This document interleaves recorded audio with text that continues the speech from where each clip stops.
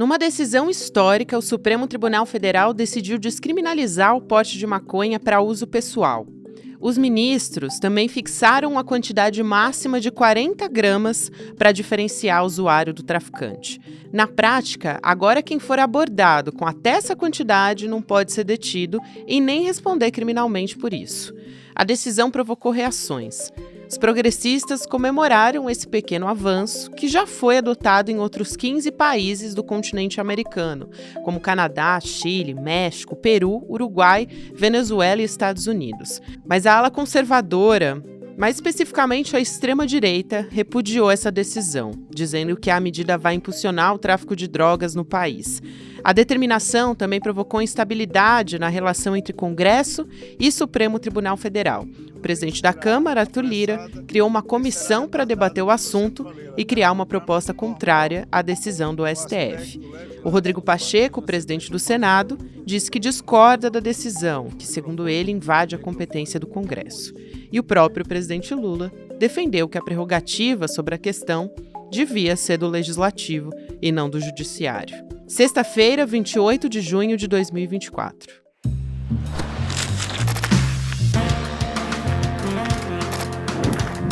Olá, seja muito bem-vindo, seja muito bem-vinda. Eu sou a Gabriela Varela,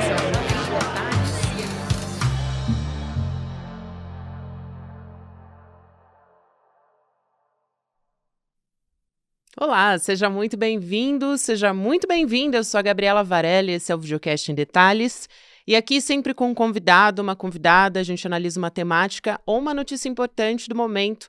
Nessa semana, no comecinho da semana, a gente falou sobre a descriminalização do porte de maconha para uso pessoal e agora a gente avançou nesse julgamento no Supremo Tribunal Federal e o STF decidiu 40 gramas de maconha como o limite para diferenciar usuário de traficante. É sobre isso que eu vou conversar com o Gabriel Sampaio, que é diretor da Conectas Direitos Humanos. Gabriel, obrigada por aceitar nosso convite. Seja muito bem-vindo ao ICL ou em Detalhes também. Eu que agradeço, Gabi. É uma honra estar com vocês. A honra é toda nossa. Bom, eu quero começar fazendo a pergunta básica, que é: quais são as consequências dessa decisão, em primeiro lugar? Se ela é um pequeno avanço, e aí depois a gente vai começar a destrinchar, porque tem vários pontos ainda que são complexos e que ainda a gente pode aqui falar sobre como esse julgamento que gerou em torno da constitucionalidade de um artigo da Lei de Drogas, ele gerou um debate maior e talvez o Supremo Tribunal Federal não tenha caminhado tanto, né, quanto a gente esperava nesse sentido. Sim, Gabi. Eu destaco, de fato, como um avanço. A gente sabe das limitações e, com certeza, vamos falar mais sobre isso no debate, mas tem, num campo muito importante para nós, é um avanço decisivo e um avanço histórico. E digo por quê. Inicialmente, então, a decisão estabelece um critério para diferenciar usuários de traficantes. O que, para a prática da legislação desde 2006, tem sido um dos maiores vetores para a reprodução do racismo e de muitas injustiças na aplicação da legislação.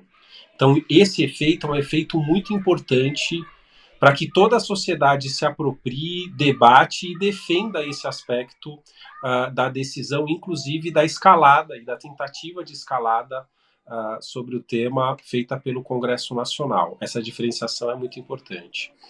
De outro lado, também a sociedade poder debater e reforçar aquela ideia de que a pessoa usuária não é criminosa, isso também é um efeito, parece simbólico, como também é, mas ele tem efeitos muito concretos na vida de uma pessoa usuária que venha a ser abordada, evitando que haja efeitos penais que às vezes parecem simples, mas mudam muito a vida de alguém. Não poder ter um atestado de antecedentes criminais sem constar nenhuma anotação pelo fato de ser pessoa usuária, além de outros estigmas todos que são gerados com essa situação de uma pessoa usuária ainda ter sido tratado como alguém que seja criminosa. Então, acho que tem efeitos importantes e, para finalizar, é fundamental que a gente entenda que essa vitória vem num contexto em que o centro do debate foi o racismo. E acho que hoje essa é a principal ferramenta que vai nos defender da escalada do Congresso Nacional contra essa decisão. Isso é muito importante que você traz, Gabriel, justamente porque eu já ia puxar aqui uma informação de que só em São Paulo, e aí São Paulo é uma região muito importante porque a gente está falando da maior população carcerária que a gente tem no Brasil hoje. E para a Polícia de São Paulo, a diferença entre um traficante e um usuário tá na cor da pele. E isso não é só em São Paulo, claro, mas como eu disse, é uma amostra importante. A gente tem 31 mil negros enquadrados como traficantes em situações que você compara brancos ou negros como usuários de droga, né, de maconha, que a gente está falando especificamente. É um levantamento que foi feito pelo INSPER, com base em boletins de ocorrência de 2010 a 2020. Então, mostra o grau de instrução também da pessoa que é detida pela conduta policial. Tudo isso está detalhado na pesquisa, mas o que a gente tem de mais importante, basicamente, pessoas negras são normalmente presas, enquanto pessoas brancas podem ser enquadradas como usuárias e são liberadas ou assinam um termo circunstanciado. E na prática, quando o Supremo Tribunal Federal faz esse julgamento, tem algumas minúcias ali, que são, mas se houver indício do comércio de droga, e aí eles citam balança de precisão, anotação, por exemplo, tem um caderno que ele está anotando ali os contatos dos usuários, o dinheiro que recebe, tudo bem. Agora, isso é bastante fluido, né? Pode ser muito relativo também. A pessoa que vai fazer essa abordagem policial, ela que no fim das contas vai dizer o que pode enquadrar essa pessoa como traficante, levando em consideração esses aspectos, né? E aí entra mais uma vez o debate racial aqui, né, Gabriel? Perfeito, Gabi. Você situou muito bem a questão. O racismo institucional, ele é extremamente enraizado, né? Ele tem uma história que remonta à formação do nosso país. A nossa formação racista, do ponto de vista estrutural, tem um capítulo institucional que é muito forte, remonta desde a nossa primeira Constituição. O Brasil forma as suas instituições enquanto nação baseada num acordo é, entre setores dominantes da nossa sociedade que tinha como fundamento e como base a manutenção da sociedade escravocrata e as bases do racismo. Então, é um processo que é longo, é um processo que nunca foi problematizado por essas instituições, especialmente as do sistema de justiça criminal. Se em alguma medida essa dupla base desse racismo institucional, que remonta ao modelo escravocrata, tinha uma dimensão econômica por meio da lei de terras, e ela em alguma medida enfrentada com políticas afirmativas, na base institucional, nós temos muito pouco avanço em relação à problematização e à revisão dos nossos protocolos, da nossa legislação, para afastar o racismo estrutural. Então, como você bem disse, os elementos que estão embutidos nessa ideia da presunção relativa de que a pessoa é usuária, ela pode carregar consigo ainda os efeitos do racismo institucional na prática do sistema de justiça. Essa é uma luta que nós vamos continuar travando, vai ser incessante, nós não podemos baixar a guarda em relação a esse elemento. Tivemos uma ferramenta importante, isso que se fala na decisão, né? A presunção relativa de que a pessoa é usuária. A presunção relativa serve tanto para questionar a possibilidade de alguém ser traficante com uma quantidade inferior a 40 gramas, como também deve servir para nós, pessoas advogadas, como espaço também para questionar quando, com uma maior quantidade, uma pessoa usuária for detida. Então, é uma disputa que vai continuar na sociedade e por meio das pessoas operadoras do sistema de justiça, pessoas advogadas, juízas, Ministério Público, enfim, para que nós tenhamos uma interpretação que seja mais condizente com a realidade que nós vivemos e com a aplicação da justiça. Muito bom isso. E a gente tem outros aspectos que estão gerando dúvidas ainda, porque a gente está nesse momento de transição dessa aplicação agora do julgamento, né? Então, por exemplo, o policial que flagra alguém que está portando menos de 40 gramas. Como é que ele vai fazer isso? Ele vai ter que medir ali na hora? E para implementar, pensando numa etapa também posterior a isso, para implementar a medida socioeducativa, já que agora não se enquadra num crime, então ele não vai, esse usuário ele não vai ser preso, já que não é mais crime. Por que é que um juiz criminal, ainda que tem que apreciar isso, tem alguns gargalos também nessa história, né, Gabriel? Exato, Gabi. Daí a importância de nós engajarmos a sociedade e as instituições nesse debate. Como faz falta o parlamento ter identificado o foco efetivo e o gargalo efetivo da atual lei de drogas, né? Nós tivemos uma alteração em 2019, capitaneada pelo deputado Osmar Terra, numa linha conservadora de mudança da lei de drogas, né? Quando nós sabemos que o principal efeito da legislação era justamente esse que o Supremo enfrentou agora. Ele é um dos principais, ainda tem outras questões ainda delicadas em relação à legislação que precisam ser tratadas, mas essa principal questão foi sendo empurrada e o parlamento mesmo deixou de tratar de pontos que são essenciais, fazendo o registro que a legislação de 2006 deu um passo importante, porque antes de 2006 o usuário era sim tratado como criminoso, né? E a partir de 2006 se estabeleceu uma ideia de estabelecer políticas públicas de cuidado e de atendimento para as pessoas que tenham algum nível de uso problemático de drogas ilícitas. Só que esse primeiro avanço ele acabou sendo, em alguma medida, diminuído pelos impactos da parte criminal da lei e do racismo estrutural na sua aplicação. O que fica agora é exatamente a necessidade de suprir a falta de um maior aprofundamento nesse segundo passo, que é como tratar a pessoa, então, que vai ser abordada. Para entrar nas suas perguntas. Medida socioeducativa, a pessoa, então, menor de 18 anos, um adolescente, essa pessoa não vai poder responder em nenhuma hipótese por uma sanção ou uma medida socioeducativa por ser pessoa usuária de droga. O sistema socioeducativo, né, o sistema do Estatuto da Criança e do Adolescente pode ser acionado para outras demandas de cuidado desse adolescente, mas não nessa esfera da internação de um adolescente. Internação que é aquela medida socioeducativa que mais se parece com um regime de prisão para as pessoas adultas. Essa não pode, em nenhuma hipótese, ser aplicada, especialmente depois dessa decisão.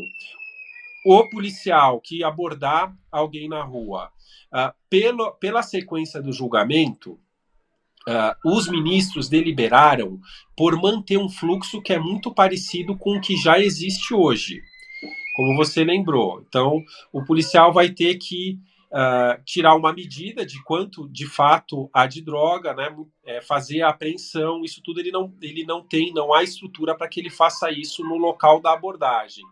Então, o que deve ocorrer é a manutenção de um fluxo parecido com o que há hoje.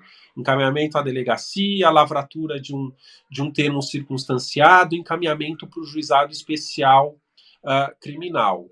Que, apesar de haver esse nome, juizado especial criminal, e das providências serem tomadas por órgãos que estão no guarda-chuva, vamos chamar assim, do direito penal, a natureza dessa sanção e dessa abordagem, ela não é mais criminal, em que pese o fluxo, né, ser todo tratado por essa esfera.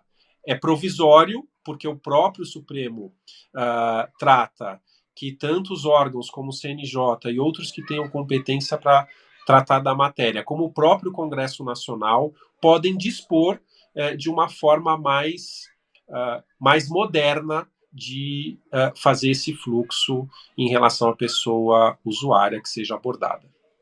Muito bom, Gabriel. Eu acho que vale a pena ser um pouco repetitiva aqui, só porque é um pouco complexo ainda e a gente está justamente nesse período de definir as regras de transição para esse novo entendimento.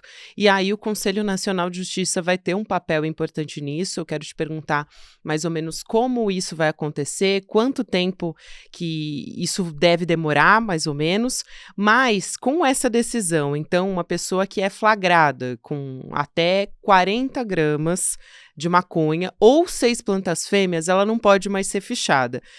Aí, apesar disso, né, esse usuário ele não vai ter um inquérito policial, mas apesar disso, esse policial ele vai ter que analisar ali qual é a quantidade, vai ter que ter uma maneira de medir isso. É isso que a gente está discutindo aqui. A outra coisa é mesmo portando mais de 40 gramas de maconha, esse caso, né, vai ser encaminhado para um juiz, e aí ele, inclusive, ele pode considerar que mesmo tendo mais, essa pessoa não tem prova suficiente de que ela é traficante, ela pode ainda assim ser considerada usuária, né? E aí essa pessoa ela pode responder a partir da definição do juiz, se ela vai responder por uma advertência, se vai ser, por exemplo, uma medida socioeducativa, é o juiz quem vai definir nesse caso. Mas eu te pergunto especificamente dessa transição que vai ser definida pelo Conselho Nacional de Justiça agora, porque tem uma etapa, vamos dizer assim, que vai ser percorrida. Exato, Gabi. Tem duas tarefas muito importantes que o Conselho Nacional de Justiça pode ajudar a toda a sociedade na aplicação dessa legislação. Primeiro é, quem sabe, dispor, junto com órgãos do Poder Executivo e do próprio Judiciário, de uma tramitação que seja mais adequada a essa interpretação que o Supremo deu. Como você bem colocou, e eu reforço aqui, na ausência da criação de uma estrutura própria, o fluxo fica muito parecido com o que acontece hoje, mudando exatamente aqueles pontos que são muito importantes para a gente, que são aqueles que afastam a estigmatização ou até a possibilidade de um processo criminal ser instaurado contra a pessoa. Então, o CNJ, e esperamos que haja uma mobilização dos órgãos públicos e até do judiciário, para estabelecer, quem sabe, estruturas que sejam mais céleres, que evitem a estigmatização, que permaneça algum nível de estigmatização da pessoa que seja abordada. Não há mais consequências penais, contudo, ainda é entendido como existente um ilícito administrativo, portanto, a pessoa ainda continua sujeita a alguns constrangimentos, como aquela questão da advertência, que deixa de ter uma natureza penal, mas continua existindo, né? Então, o CNJ pode contribuir, esperamos que junto com outros órgãos do poder público, possa estabelecer de estruturas para que esse fluxo seja melhor, seja um fluxo menos estigmatizante e, quem sabe, oferecer uma alternativa para que não seja necessária essa tramitação pelo sistema de justiça criminal. E um outro ponto que o CNJ pode ajudar muito é em um mutirão para rever as decisões em que pessoas tenham sido condenadas com uma quantidade menor do que 40 gramas, sem outros elementos de prova que demonstrassem a situação de tráfico. Nós imaginamos que haja um número alto de pessoas que tenham sido condenadas nessas circunstâncias, e o CNJ, por toda a experiência que tem na realização de mutirões e até de efetivação de direitos das pessoas presas, tem um papel fundamental para que nós possamos combater e evitar que pessoas que estejam nessa situação continuem a responder e a cumprir pena por essa situação que é de todo injusta. Tem uma outra preocupação que é o papel do Congresso nessa história, porque logo depois que se deu esse julgamento no Supremo Tribunal Federal, veio o presidente do Senado, Rodrigo Pacheco, dizer que, na verdade, a competência de fazer esse julgamento, essa decisão, né, de legislar sobre isso, é do Congresso Nacional. E os ministros incluíram nessa tese que essa regra vai valer até que o Congresso Nacional estabeleça novos critérios de diferenciação entre usuário e traficante. Então, eu te pergunto se essa questão da quantidade, 40 gramas, ainda pode mudar, se existe expectativa em relação a isso, já que a gente está falando de um Congresso que é ultraconservador e já tinha uma discussão no próprio Congresso querendo criminalizar todas as drogas. Então, como é que fica essa discussão a partir de agora? Gabi, essa discussão, ela continua muito presente, né? Como você bem lembrou, logo durante a votação do Supremo, houve a manifestação do presidente do Senado, depois o presidente da Câmara mandou instaurar a comissão especial que discute a PEC na Câmara. Nós sabemos, portanto, que o Congresso tem a ferramenta da legislação, a ferramenta da produção legislativa para atuar. Mas, Gabi, posso te dizer que nós da sociedade civil estamos mobilizados, como já estivemos ao longo da tramitação no Senado Federal, e nós acreditamos na força dos nossos argumentos. Fazendo a incidência aqui, tanto no processo quanto no Congresso Nacional, na tramitação da PEC, eu pude perceber que a força desses argumentos impacta a sociedade, como impactou o Supremo no momento de decidir, e pode sim impactar o parlamento mesmo que conservador, porque nós sabemos que agora está muito evidente que o debate não é simplesmente de uma questão moral ou de uma disputa de poder entre Congresso e Supremo Tribunal Federal. A disputa é entre as pessoas que querem reforçar o racismo na aplicação da legislação e aquelas pessoas que querem assegurar um tratamento adequado a pessoas usuárias de drogas. As pessoas que querem assegurar que a justiça no Brasil seja aplicável de forma equânime, de forma proporcional, sem estigmatizações. Agora, os parlamentares e deputados que vão discutir a PEC vão ter que responder à sociedade se querem ou não reforçar o racismo, se querem ou não manter a polícia fazendo o seu trabalho focado em prender pessoas que estão com pequenas quantidades ou se quer realmente ter um enfrentamento mais inteligente das organizações criminosas. Nesse momento, eles deixam de estar numa ofensiva com um debate etéreo do campo moral para terem que responder à sociedade nesse campo. Responder se querem ou não reforçar o racismo na nossa legislação. Então, estamos confiantes, eu vou dizer, Gabi, em que pese esse perfil conservador, a mobilização da sociedade em torno das pautas que tem esse impacto concreto demonstra que tem sim poder. Eu vejo muito vocês no ICL reforçando a importância da mobilização social e nós acreditamos que agora nós temos ainda uma ferramenta maior para evitar retrocessos do Congresso Nacional, vindos do Congresso Nacional. Sem dúvida, mas basicamente acho que a pergunta fundamental é: eles podem simplesmente anular o que aconteceu no Supremo Tribunal Federal, ou isso é muito improvável? Assim, uma pergunta bem direta, só para a gente ter uma ideia do que pode vir a acontecer, né? Você tem razão, Gabi. Desculpa. Imagina, Vamos não? então Eu que tô aqui tentando imaginar esse cenário, porque de fato a gente tem um Congresso Nacional que é bastante proibitivo, enfim, a mentalidade é realmente essa, né? E tem todos os sinais de que a discussão vai se encaminhar por esse caminho. Com toda certeza. Então, mesmo confiante da nossa mobilização e da nossa capacidade de derrotar as forças conservadoras, vamos avaliar o cenário, porque, de fato, é importante a gente ter essa dimensão. Bom, a decisão do Supremo Tribunal Federal interpreta a lei de drogas a partir da nossa Constituição. E, ao estabelecer um critério objetivo, que é o critério das 40 gramas e das 6 plantas fêmeas, O Supremo Tribunal Federal, enquanto vale essa decisão, ele define, então, qual é o critério para diferenciar usuários e traficantes. O próprio Supremo Tribunal Federal reforça o papel do Congresso para complementar essa decisão e até para estabelecer os critérios que, do ponto de vista legislativo, são os definidores dessa diferença entre usuários e traficantes. Nesse momento, então, a bola que vai para o Congresso, a partir do STF, é poder definir se 40 gramas é suficiente, se pode ser 60, 100 gramas, se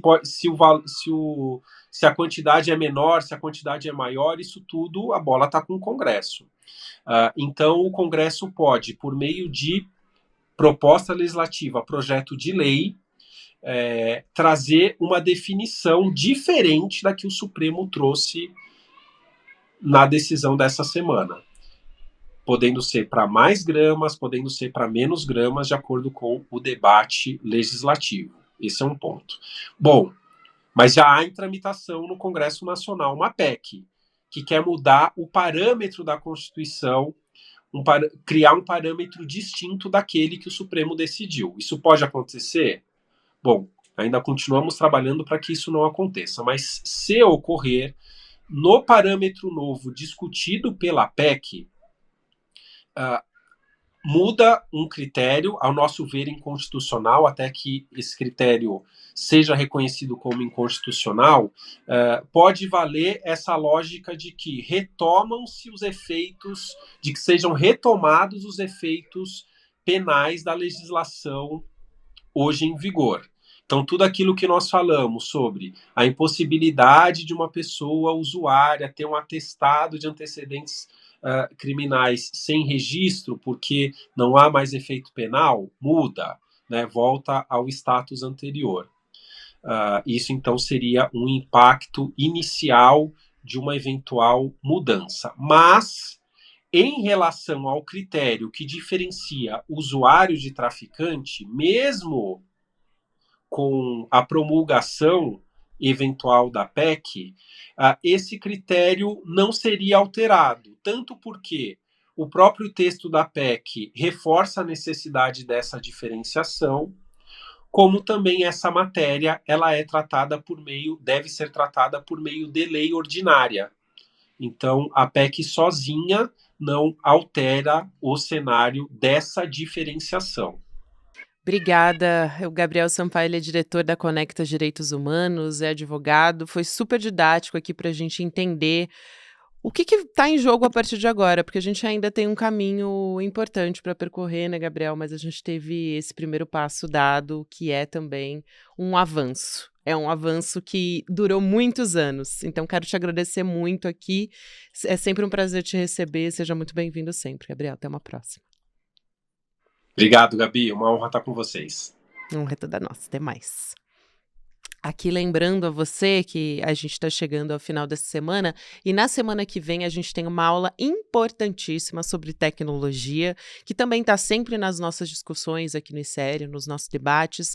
Então, você que quer participar dessa aula, você pode sempre fazer a sua inscrição nas aulas do ICL aqui pelo link do Em Detalhes, porque aí você apoia a nossa entrevista, apoia o nosso programa e contribui para ele continuar se sustentando, acontecendo, enfim, se mobilizando junto com a gente aqui no Em Detalhes. Então você pode, no dia 7, que é um domingo, às 8 horas da noite, assistir essa aula gratuita online, que vai ser com Adam Alter, um dos maiores especialistas em relações humanas e tecnologia, e vai ser mediada pelo nosso Eduardo Moreira. Então não perde essa oportunidade e acesse emdetalhesicl.com.br para fazer a sua inscrição. Obrigada a você que nos acompanhou até aqui. A gente volta na segunda-feira. Próximo episódio sempre vai ao ar às 10h30 da manhã no YouTube. Depois tem Mercado Investimentos, Rolê ICL e ICL Notícias, segunda edição, a partir das 6 horas da noite. Você pode também ouvir Em Detalhes em todas as plataformas de áudio em qualquer hora do seu dia. Obrigada, até mais. Adam Alter foi eleito o melhor professor da New York University, uma das melhores universidades americanas. Ele foi eleito um dos 40 mais importantes professores de negócios do mundo. Ele escreveu o livro Irresistible, que ficou em primeiro lugar na lista de mais vendidos durante muito tempo. E ele vai dar uma aula aberta e gratuita para a comunidade do ICL. Para você se inscrever nessa aula, um dos maiores professores do mundo, e entender o apocalipse tecnológico que está influenciando milhões de vidas e enriquecendo algumas empresas, você tem que clicar no link que está junto com esse vídeo e se inscrever nessa aula. Não perca! Uma das aulas mais importantes que o ICL já trouxe até hoje para você. A chance de estudar com um dos melhores professores do mundo. 7 de julho, domingo, às 8 horas da noite, a gente se vê.